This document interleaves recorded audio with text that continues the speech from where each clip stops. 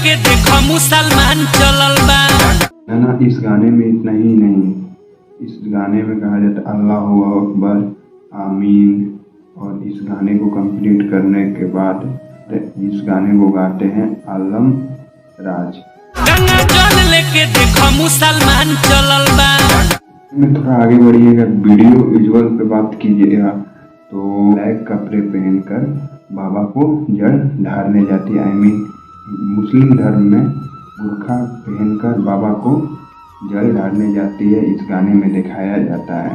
इस गाने का सिंगर आलम राज पर तकने का कोशिश कीजिएगा तो इनका कपड़ा मैसेज करने का कोशिश दे रहा है। गर्दन के नीचे जो जितना कपड़ा है सब भगवा रंग का है।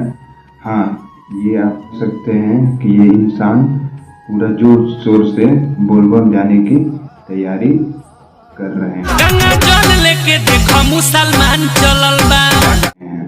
इस सिंगर की तस्वीर देखिए कि ये गाने का ये गाते हैं कि लहंगा उठा के आशीर्वाद लेके जा। यही सब गाने का बढ़ावा देते हैं और ये कैंसर है, बिहार के लिए कैंसर है और इस कैंसर को बढ़ावा बहुत ज़्यादा मिलता है, इसी कारण ये सब गाने गाते हैं। माता को ऐसे ही गाली देते हैं ये जनाब।